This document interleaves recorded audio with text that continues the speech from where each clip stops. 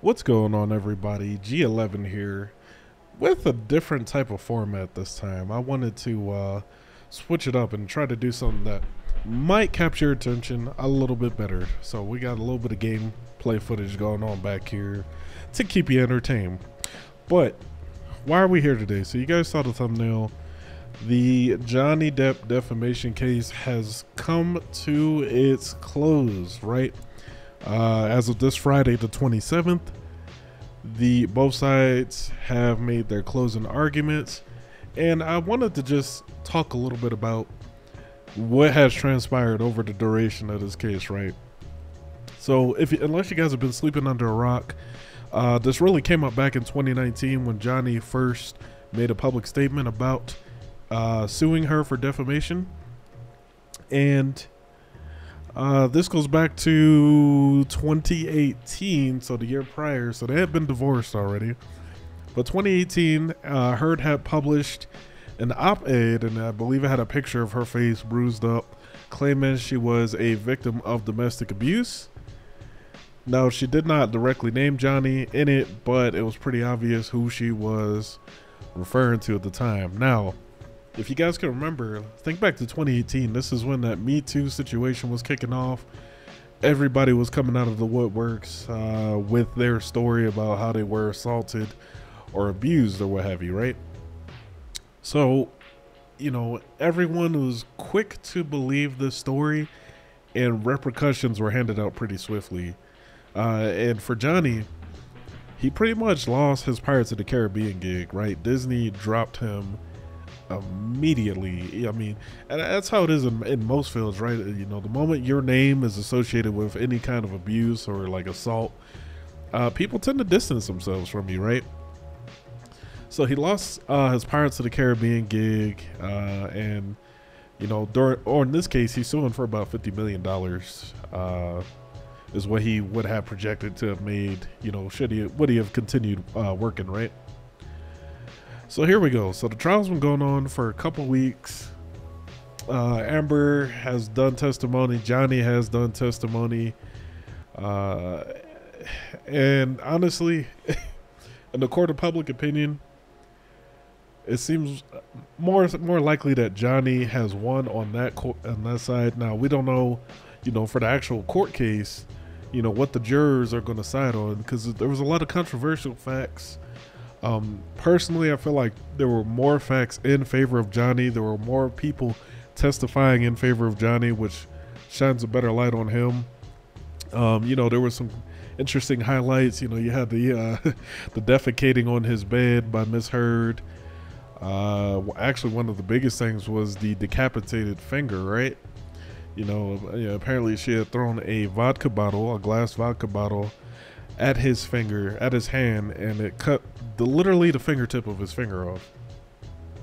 And not to mention, right, Miss Heard has a pretty checkered past with her relationships. I think it's actually on the record that she was violent with one of her, I don't know if it was someone she was previously married to or a previous girlfriend, something like that.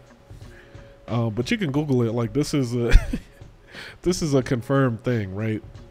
So she was actually the abuser in the past, and all kinds of things have come out to support that. There was all kinds of audio, you know, where she admitted that she hit him. You know, and then they went into semantics about what that was. You know, even a psychologist came out and said, you know, that Amber had borderline personality disorder. You know, multiple facts that Amber's team has spit out were refuted.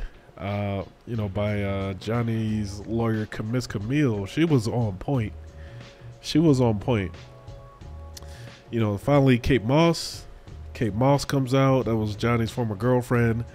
You know, apparently they were trying to say he pushed her down the steps, and then, you know, Kate Moss herself came on to the interview and set the record straight, which doesn't bode well for the defense, right? You know, if you're going to come out here and say that Johnny has had a past of it, and you can't actually find anyone who can substantiate that, right? And the one person who you're saying that this happened to has come out and said, no, this hasn't happened. This here's the real story. that doesn't really bode well, for Amber's team. And towards the end, to kind of substantiate what went on with his finger, right? They had I think it was a hand surgeon. His name was Richard Gilbert, right? So, in the court case, there was some gruesome pictures. They had the x-ray of the finger. He is an orthopedic surgeon, and he pretty much came out and confirmed Johnny's version of events that led to his finger being, the way it was to get, being severed like that at the fingertip, right? Which is crazy, right? I mean, that injury in itself. You take a glass bottle, you're throwing at somebody, it's a weapon. It is what it is. That's abuse. That's assault.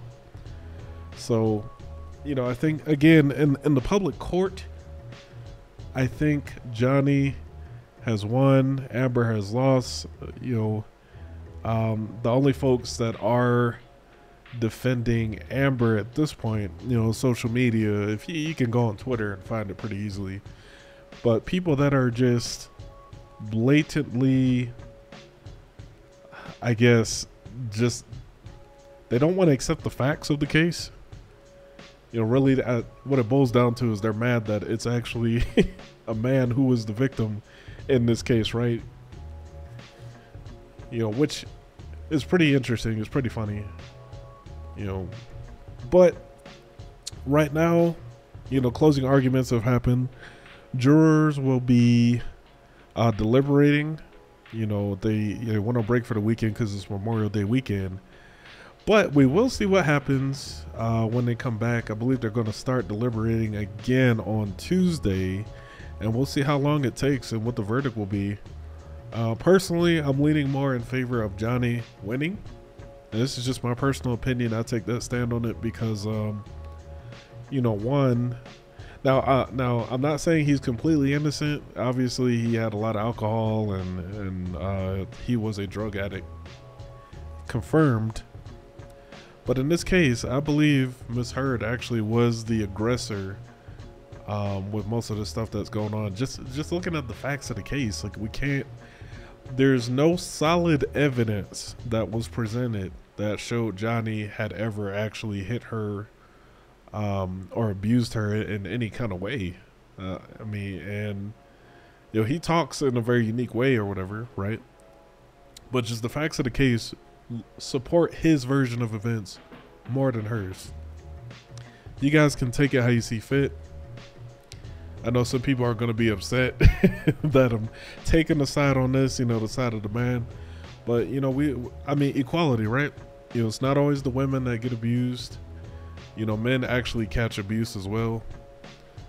This is a example that's being highlighted, and this also is a good example that shows what happens when those types of allegations are levied upon you, especially being a man.